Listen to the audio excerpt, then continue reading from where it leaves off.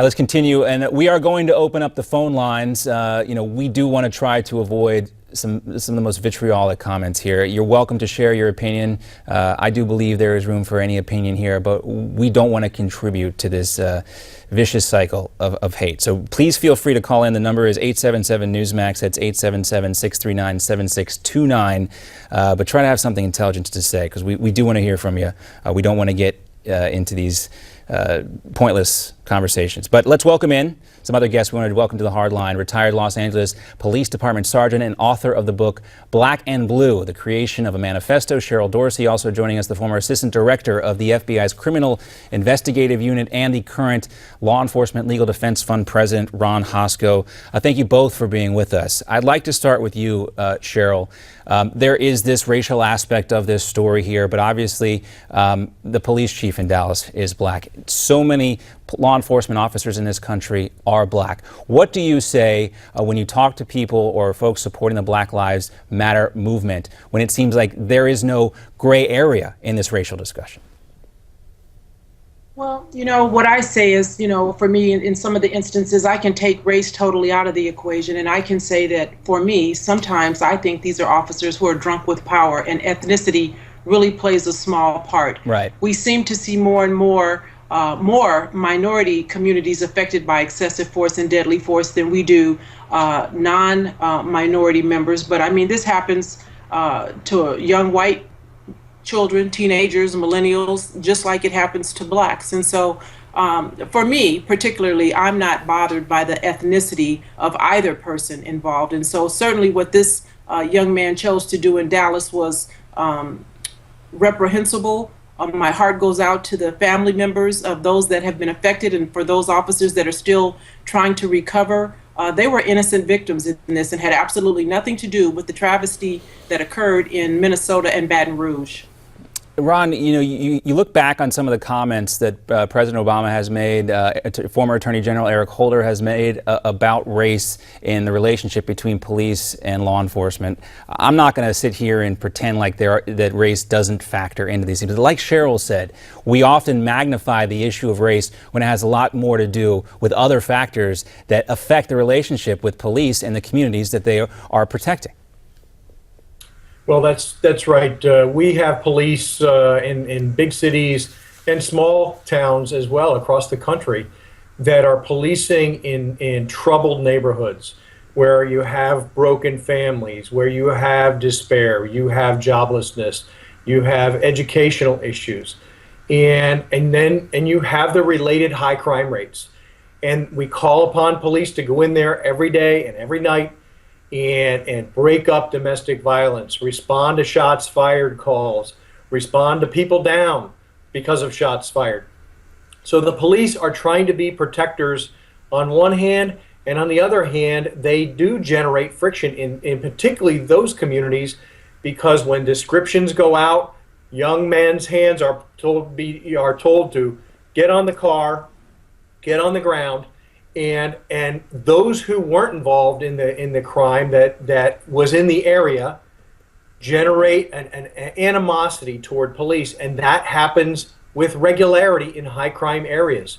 So the police are at once, the saviors and at the same time the enemies in some of these places. Cheryl, we talk about the differences, obviously black and white here, but there does seem to be this us versus them kind of mentality too, not just a racial issue as you talked about. How do you deal with that problem, us versus them? They're the police, this is our community, they don't belong here, even though they're here to protect us.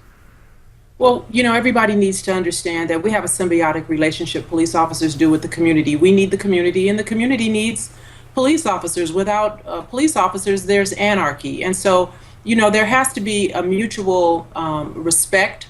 There needs to be relatability. The officers need to relate to that community that they serve. They need to understand minority members that they are sworn to protect and serve. And the community needs to look at police officers not as, some other, but just as that could be my brother, that could be my uncle who just happens to have on a uniform and has taken an oath to protect and serve. And so, there needs to be a bridge between the two. And I don't know what that's going to take to make that happen.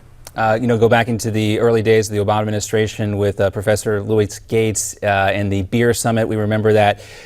This seems to have gotten worse instead of better, Ron. We got to wrap it up here, and we're going to come back after this commercial break, but I'll give you the last word. How do we make that bridge? How do we bridge that divide? Well, first of all, we need some help from our leadership. Too often, President Obama has struck the wrong chords on the backside of one of these shooting incidents or use of force incidents with police, where he paints all of policing with the same brush. All that does is incite people, push people further apart rather than bring people together.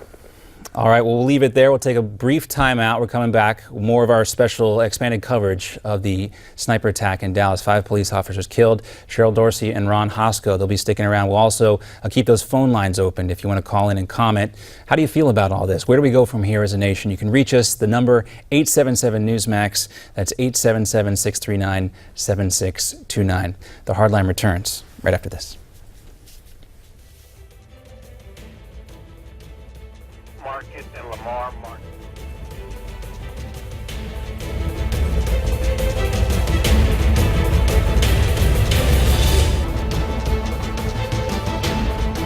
We are all stunned by the events last night in Dallas. We're all outraged. An attack on the people who protect us is an attack on all of us.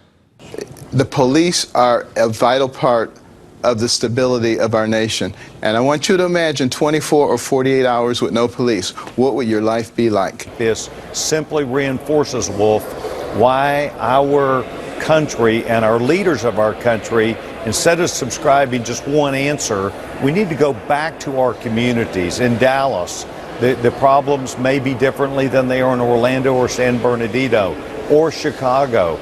Communities, leaders need to lead now. We need to include, as we do in Dallas, because we're proud of who we are. We're a proud people. I think all of us in public life, President included, should re-examine everything we've said, everything we've done up to this point to see if in our public discourse we've contributed in any way. But ultimately, the responsibility for what happened in Dallas ultimately lies in the hands of these individuals. Senator Marco Rubio, before that, Congressman Pete Sessions out of Texas talking about the need on the community level to deal with this situation. Obviously, all those members of Congress possibly part of the solution as well, but I personally believe this is a local solution, a grassroots solution that's going to have to change the situation from the police perspective and from the community perspective. Let's welcome back in to the Hardline former LAPD Sergeant Cheryl Dorsey, also Ron Hosko, the former Assistant Director of the FBI and President of the Law Enforcement Defense Fund. Thanks for sticking around with us. Before we continue here, earlier today there was a joint press conference with LA Mayor Eric Garcetti and LAPD Chief Charlie Black, along with rap star Snoop Dogg and The Game. Now, they were calling for improved relation between communities and between police and the minority communities. This is what they had to say. Our whole mission today was to move in peace and to show that LA can be unified, and not to bash the police, but to come up here and get some dialogue and some communication, because we're all angels, like he said. We all from Los Angeles, we all represent the same cause, and we all want to go home to our families. So if you love your lives and you love your families as much as I love mine, try to think about mine as much as I think about yours. And let's try to save each other's lives before the world ends right before our eyes. All right, Cheryl, do you think those words will ring through to the communities and to the police? Well, that's my hope, right? I'm optimistic, but it's certainly going to take some time, and there's not a one shot that's going to make this thing all better. It's not going to happen overnight. There's going to be several prongs to this approach, but certainly community-based policing, I'm a proponent of it, because I believe when officers are out there and they're interacting with the community and you get to know the officer just as, the guy next door, and the officer gets to know you, I think things are much better. And so why isn't that what we all want, to coexist peacefully? I think that's what most of us want. I hope that's what most of us want anyway. If you pay attention to social media, it might not be so apparent, but I think we have a tendency to magnify what takes place on social media too much in this country. Ron, the aspect of community policing, when officers get out of their cars, they walk the streets, they talk to the people they're protecting, that is worked, it's been successful around the country. Are we getting away from that? Is there a reason why we are not utilizing that type of policing in this country? Well, you know, John, I agree with Cheryl's comments, and I look at police as part of our country's critical infrastructure. And when we don't invest in our infrastructure, whether it's a road or a bridge or pipeline, that infrastructure starts to corrode. It starts to atrophy. It starts to weaken. And then we see damage. That may be a collapsed bridge and people dying, or an exploding, a leak in a gas pipeline, and we have massive carnage.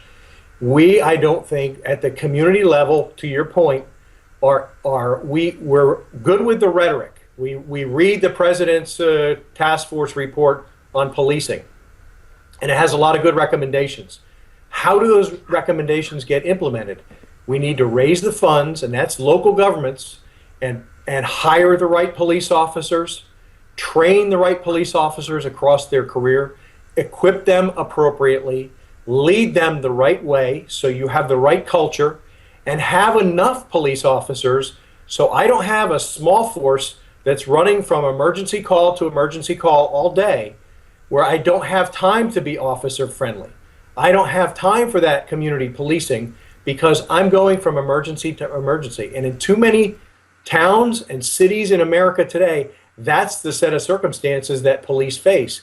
I can't take my 3,000 man force in bits and pieces and put them on a training in a training scenario, in a firearms range, so that their marksmanship can be better, or in a classroom to discuss legal developments that are relevant to policing. I can't do that. I got to have my guys on patrol, and I pay them overtime because there's no time for the infrastructure. We do hear so many calls for leadership from the top, but I don't see this as a top-down leadership solution. It's going to have to come from the communities themselves. And in a city like Dallas, you talk about the relationship between the community and the police.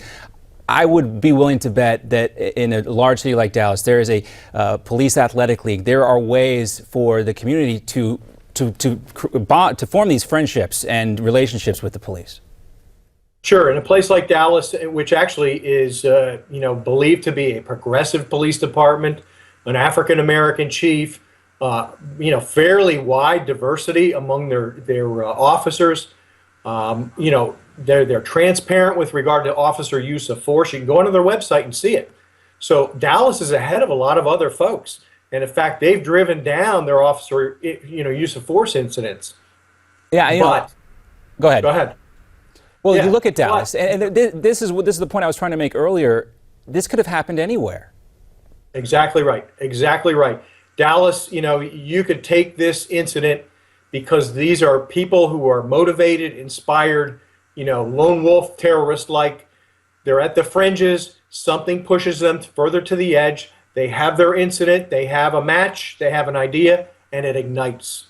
The motivation perhaps is different here, Cheryl, but as Ron mentioned, this is not different, not a lot different, other than what actually drives these people, the specific thing, whether it's radical Islamic terrorism or whatever radical mindset this guy had.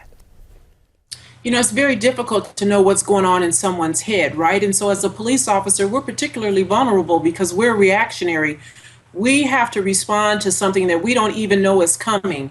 And really, we are all at risk.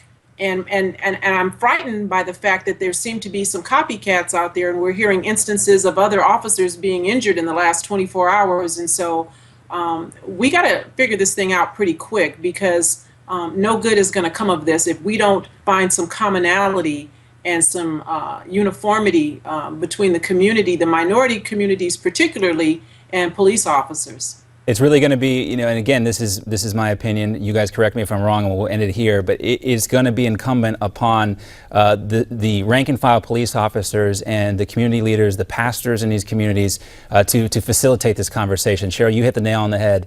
we can't wait any longer for this conversation to happen and for at least some solution to happen, so that the rhetoric cannot be elevated to this point. Last word to you, Ron, and then Cheryl, wrap it up for us.